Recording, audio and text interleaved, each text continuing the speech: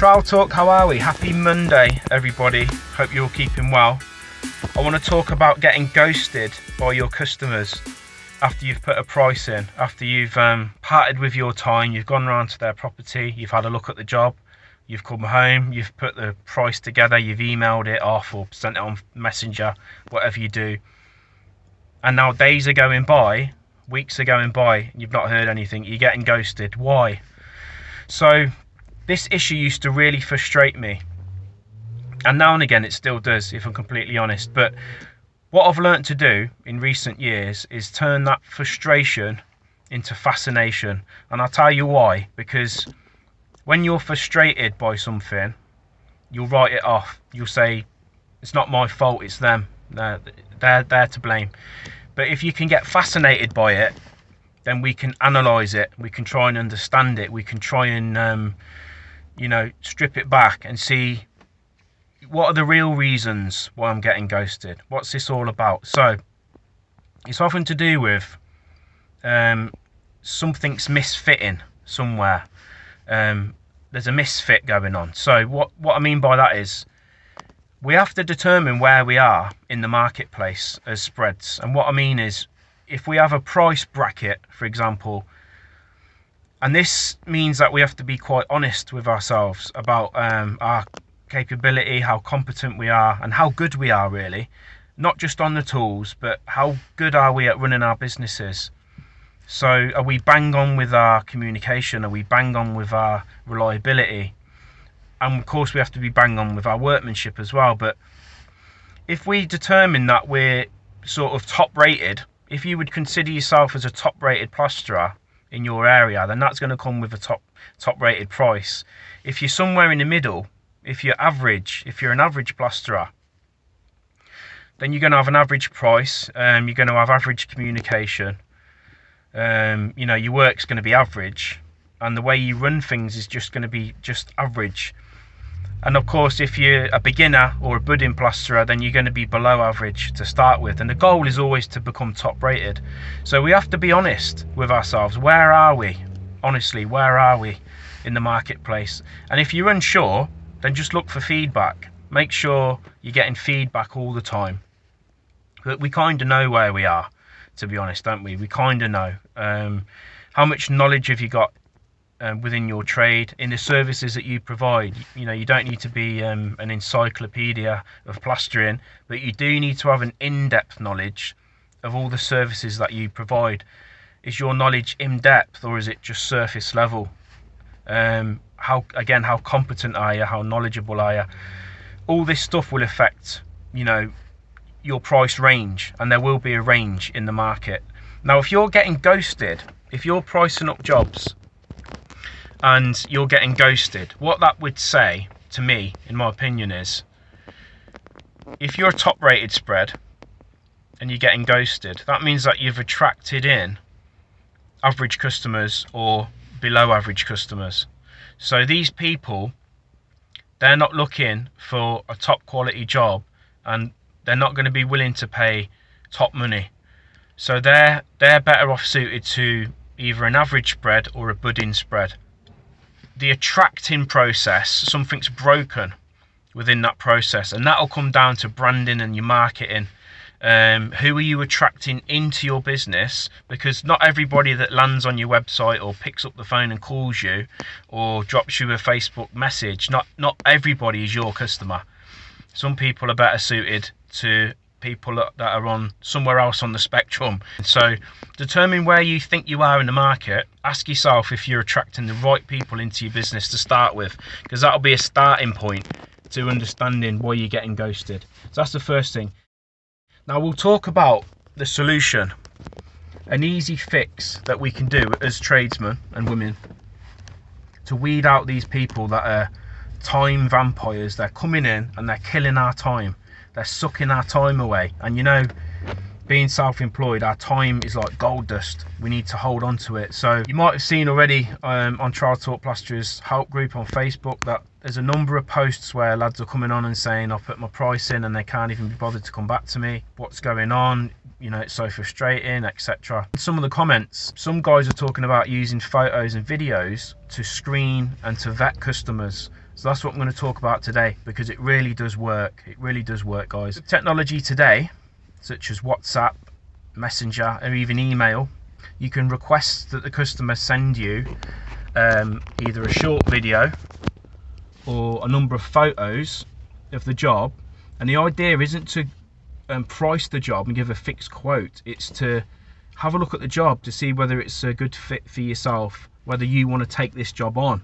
What kind of job is it? Get a feel for the customer, get a feel for what's involved.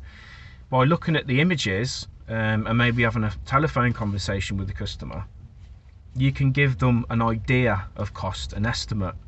So this is what I suggest we start doing, guys. Rather than doing what I used to do, which was the phone rings, you pick it up, I'll be there tonight at 6 PM when I finished work, race round there, you know, spend half an hour tap dancing for them. Yes, I'll get the quote to you within 24 hours, and then you go home and you're thinking, bloody hell, I've got to bath the kids, I've got to have dinner, I've got to do this, I've got to take my lad to football practice. And then you're trying to shoehorn in this email that you keep thinking, I've got to send this quote, I've got to send this quote, and there's not enough hours in the day most of the time. You know exactly what I'm talking about if you're self-employed. So rather than going through that whole process only to get ghosted, or only to be told, sorry, you're too expensive, what we can do is we can test the waters by using images and videos of the project, getting the customer on the phone, and as soon as that lead comes in and you've had a look, talk money early on. Pushing past that discomfort of talking money up front on the phone. And that's the trouble I had. So I had a kind of old school belief where I used to think I have to get in front of the customer so that I can charm them and build rapport and build trust, show them that I'm the real deal, show them how, you know, courteous and how I can take my shoes off and do all the things that traditionally we as tradesmen would do to show the customer that we walk our talk and that we can be trusted and things like that. But what I've learned recently is, guys, we can do all that kind of stuff over the phone and via video, and we can build our trust and rapport and build our brand and build our reputation virtually. So you don't have to actually go round to this customer's home, tap dancing as I call it, until you've got what I call an amber light. So if you think of a traffic light system, the red, they're a no-go. They're not going to be spending money with you. They're not going to be doing business with you. Amber, they're warm into you. You know, they might. And of course, green is the green light, which we all want. So what I suggest we start doing, and this is what I've been doing recently, we need the amber light before we drive round to their house and look at this job. We need the amber light. Now, of course, this don't apply to every single job. I mean, you might have a job, you know, for a neighbour up the road, and it's not going to cause you too much grief to go around there and have a quick look. But if these jobs are like 20 minutes, 30 minutes away from your house, and they're quite high spec jobs, and you know you're going to have to be spending half an hour around there, for example, all to be told no, you're too expensive, or just to get ghosted, which is even worse, then it's important that we start to protect our time and vet these customers, so we understand that, number one, they've got the means and the budget to afford us, they can afford us, and two, our timescales and our diary matches up with where they're at and when they want the job doing. So those are the two things we need to sort out before we race around there in the van. WhatsApp, Facebook Messenger, you can use a contact form on your website, which is what I've started doing recently. I've always had a contact form. Most websites will have a contact form, but the contact form I wasn't utilising it as well as I could. So what I've done, I've introduced a budget drop-down menu on my contact form, guys, and that's the first wall of defence against these tyre kickers and time wasters.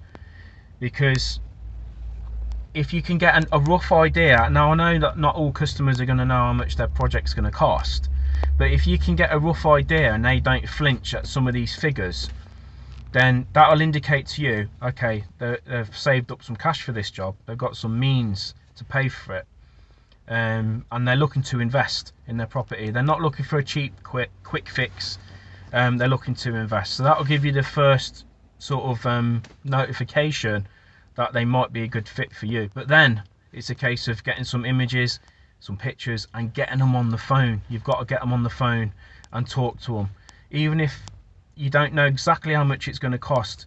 By looking at some videos and images and having a conversation with them, getting a description from them about the job,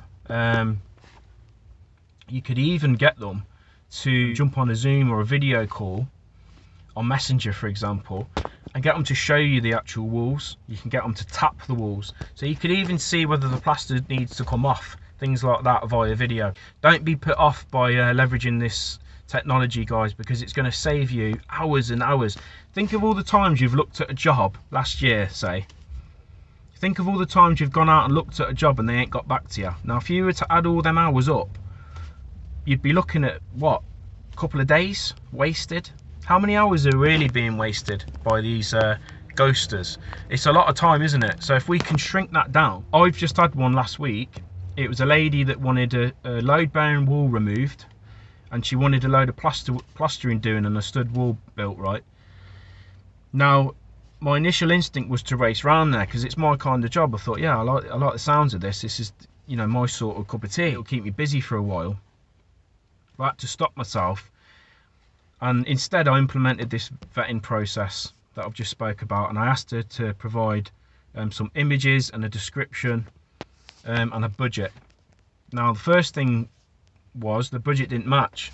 We were playing, you know, Facebook Messenger ping pong right up until I put my estimate in. So I'd send her a text, she'd send me one back 4 minutes later, and again, and it was like to and fro, everyone's friends. Okay, put my estimate in, bang, silence. Now, I've not heard from her for about 4 or 5 days.